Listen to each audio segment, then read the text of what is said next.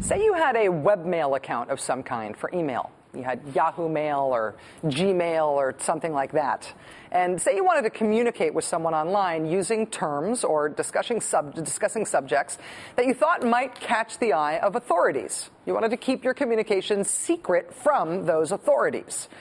After what we've learned in recent years about the wholesale surveillance of all sorts of electronic communications, is it possible to use a free, eminently hackable online email server and still keep the content of what you're talking about off the radar of government agencies that surveil these things?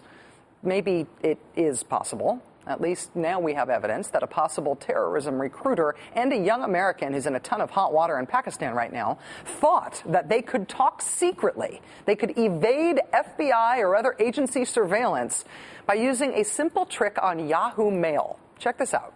Police in Pakistan today released a fascinating report on these 5 Americans who've just been arrested in Pakistan amid accusations that they were trying to join militant groups to go fight against U.S. troops in Afghanistan. The report says one of the men, Ahmed Mini, was a registered user on YouTube. They said he would consistently post positive comments on videos that showed attacks on U.S. troops. The police report says a person named Saifullah then contacted Mr. Mini through YouTube, presumably on the basis of those anti-American comments. After initially using YouTube itself, where he was a registered user, to communicate, they soon went kind of off the grid using Yahoo Mail. The police report says both men had the username and password for the same Yahoo Mail account. One of them would log on and write a message to the other one, but he wouldn't send it. Instead, he would leave it in the saved drafts folder of that account. Then he'd log off, the other guy would log on to the same account, check the saved drafts file, and voila. They had essentially a password-protected online bulletin board for talking to each other, sort of by email, but without ever actually sending each other an email, thus staying below the radar of any surveillance technique that checked email messages while they were in transit. Smart, right? Low tech, lo-fi, and now busted, because the Punjab police just told the whole world that that was their trick. Joining us once again is a guy who spends a lot of time trolling the internet for just this sort of thing, Evan Coleman, NBC News terrorism analyst and the founder of globalterroralert.com. Evan, thanks for coming back to us again. Appreciate it. Thanks for having me. These guys were only arrested a couple of days ago. Already we have a lot of information about their activities.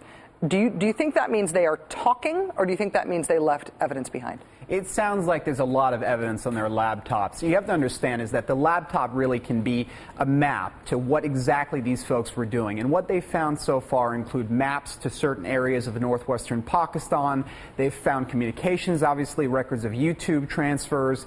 It really is amazing if you look at the forensic software and you dig in deep what you'll find there. And it seems to be that what they're looking at is exactly the pattern that we see in these types of cases, homegrown terrorism cases. It's the same pattern we saw in Atlanta. It's the same pattern we've seen in Toronto, in the UK, of guys, and it's very specific things, the maps, the links to different jihadi websites, jihadi videos, evidence of communications with particular groups, the 2 groups that came up here, Lashkar-e-Taiba and Jaish Mohammed. Again, it fits a disturbing pattern. It's hard to see where else this might lead.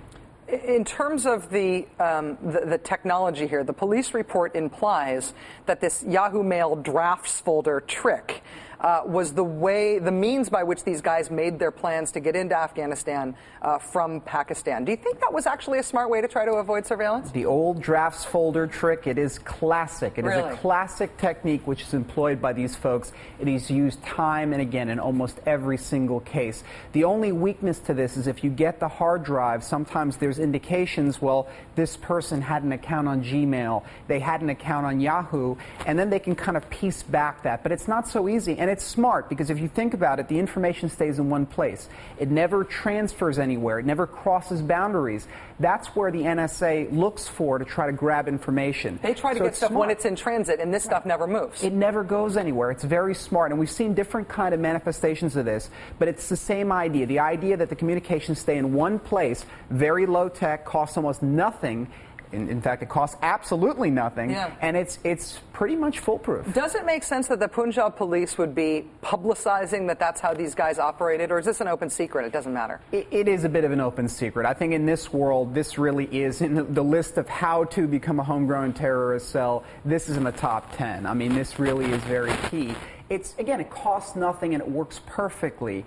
The disturbing thing is the idea here that an al-Qaeda recruiter or somebody calling himself Saifullah used this technology backwards, used YouTube to find people who were sympathizers with jihadi ideas, who were big fans of jihadi videos, and attempted to recruit those people to come to Pakistan saying, come here, come here, come here, join us. That's something that's new or relatively new. It implies they're throwing a very wide net. I mean, that's a pretty to put that out there is a pretty generic way to approach people. It's a generational shift. I mean, the previous generation, you're talking about the mosque as a recruitment point, social community centers. Now it's the internet, it's social networking, it's YouTube. This is the new recruitment model. Evan Coleman, NBC News terrorism analyst, and a person who indulges me in my ignorance on these matters in a way that doesn't make me feel dumb. Thank you very much, Evan. Appreciate it. Okay, bets gone bad, magazines totally mailing it in and making excuses for it, and giving your bride the bird, literally. The Week in Review, the WEAK Week in Review. It's a particularly good one coming up next. But first, one more thing about Pakistan and the not that secret war we're fighting there. Sometime in the last week, a senior al-Qaeda leader accused of coordinating attacks against the U.S. and Europe was reportedly killed in Pakistan by a U.S. drone. And while we don't know much more than that, we have learned in just the past few hours one important detail about how we do drones. The hired mercenaries the State Department, the military, and apparently the CIA came to depend on during the Bush years did not play a crucial operational role in this latest drone assassination. The Associated Press reporting tonight that CIA Director Leon Panetta this year canceled a contract with the security firm formerly known as Blackwater, a contract that paid the company to load missiles onto American drones. Now, the government never acknowledged its bomb loading contract with Blackwater, but the New York Times did report on it in August.